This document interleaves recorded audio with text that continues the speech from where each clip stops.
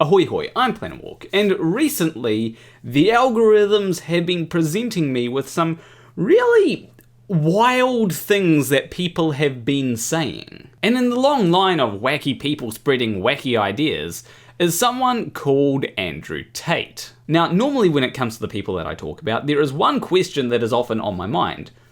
Who believes this kind of stuff? However, when it comes to Andrew Tate, I kind of know who the people that believe him are. Because unfortunately, toxic relationships are quite common. I myself was in a toxic relationship for, I think it was about 1 year and 8 months. And only once I left that relationship did I realize that it was toxic. Now fortunately, she did not support Andrew Tate or even know who Andrew Tate was because this was about 5 years ago.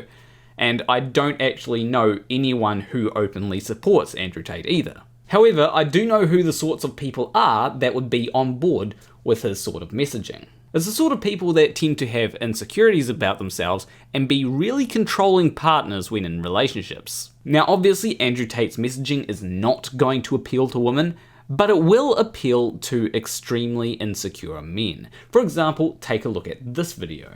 No, you don't go to the club with your friends. I don't know what kind of bitch-ass dude is letting his chicks go to the club with her friends without him. No, you stay in the house. You don't go nowhere. You're not, no restaurants, no clubs, nothing.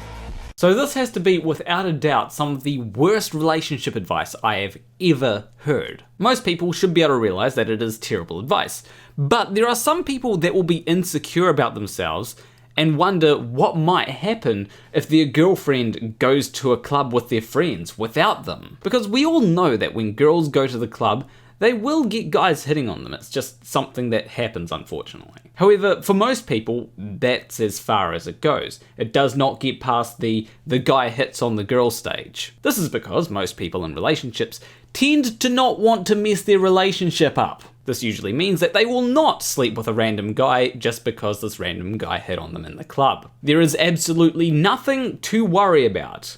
Unless, of course, you do not let your partner go out with their friends, because that's probably going to cause more issues. This is because, as humans, we tend to like doing things with friends, and sometimes friends will be like, hey, do you want to go out to the club? Most of the time, when someone asks me that, I am going to say yes because it's something that I enjoy doing. Now, some people might say, well, what if I just let my partner go to the clubs and I just go with them every time? And to that I say, get your own friends. The reason why I say this is because sometimes you will not be able to go to the club when your partner goes to the club. Sometimes you might be having drinks with your own friends. You shouldn't just upend that simply because your partner wants to go to the club and you don't want her to go to the club without you. In fact, if you're like that, I don't think your relationship is going to last very long because your partner will get sick of you quite quickly. Just let your partner do their own thing. You should be able to trust your partner that they will not cheat on you.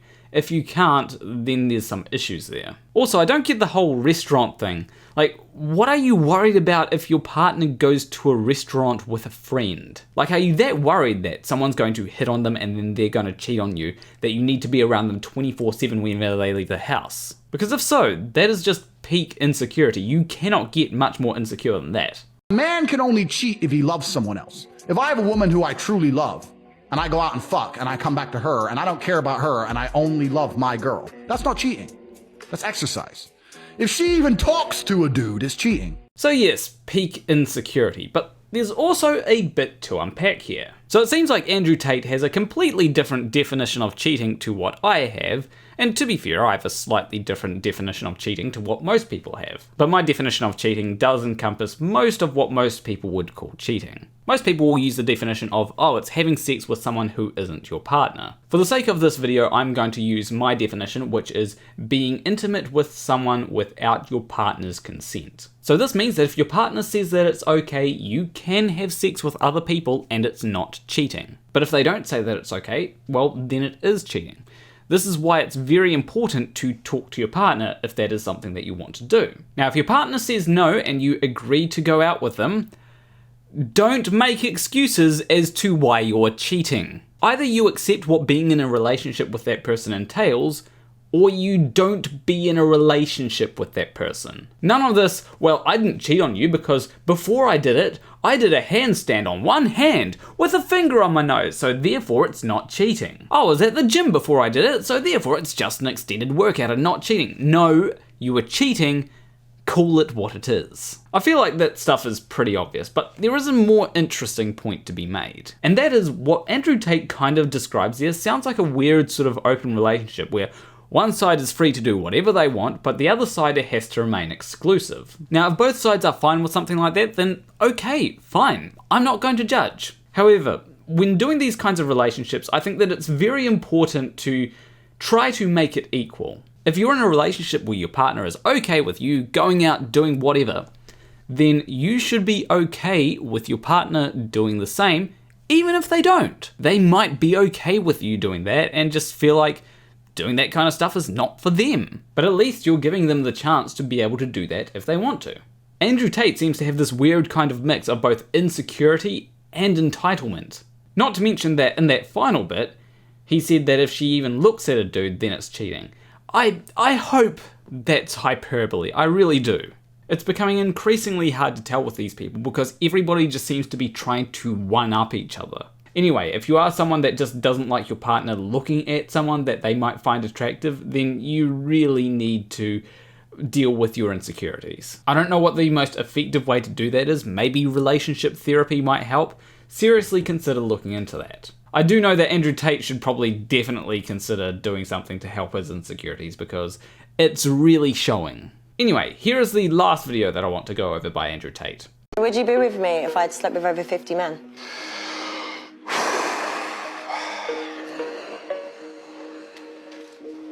I'm a high-value woman, right? You said it yourself. How can you be high value? 50 men have slept with you. What if I've just been single for a long time? No, unacceptable. Why is it unacceptable? Wrong. A body count is probably the #1 most easiest way to judge the value of a female. Alright, so there is so much wrong with this. Firstly, I think that there is an insecurity that a lot of guys do have about women that have slept with more people than they have. I'm here to tell you that that doesn't matter. In fact, if someone is more experienced than you, that can be a good thing. It means that they probably know what works for them and they can help you figure out what works for them. It's pretty bad when you don't know what works for someone because not even they know what works for themselves. Trust me, I know because I have been there. Now also, don't judge people by their body count. Now, I'm not going to do what a lot of people tell you to do, and that is say, don't judge anyone, because, I mean, we're humans and we judge people. The thing that they should really be saying is don't judge people unfairly. So if you're going to judge someone based on who they are as a person. Get to know them. For me, it doesn't really matter how many people you've slept with. If you've slept with 100 people, cool. That's actually quite impressive. But I'm not going to judge you based on that. I'll judge you based on what your personality is like. Maybe a little bit of your looks, but that's generally just for if I'm attracted to you or not. To me, judging people based on their body count is kind of like judging people based on their star sign. It's kind of arbitrary. Now you might say, well, but their body count tells me a little bit about them.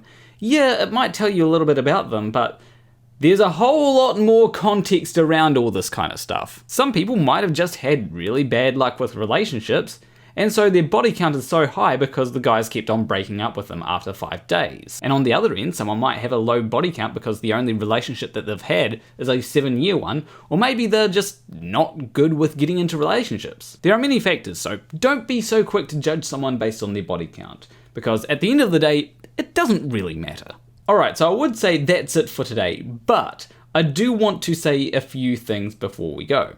Firstly, I'm aware that there are plenty of other crazy things that Andrew Tate has said, and if you want me to make a video about them, leave a comment. Secondly, but this point is kind of related to the first, so why am I counting? The videos that I chose today were particularly because they had a sort of theme to them. I wanted to talk about these themes because firstly, I have been affected in the past by toxic relationships, and I feel like Andrew Tate is kind of adding to that. Sure, it's not in a way that would affect me, but I have a thing called empathy. I don't want other people to go through toxic relationships because it sucks, and it can actually suck for both people, not just one person. So I felt like that was important. Also, I think it's good to share general advice. So that is why I didn't include some of the other stuff that he said. Also, I don't keep up with the dude. I recently found out about him and I was like, this dude is insane. Okay, now that's the end of the video. Between you and me, thank you for watching.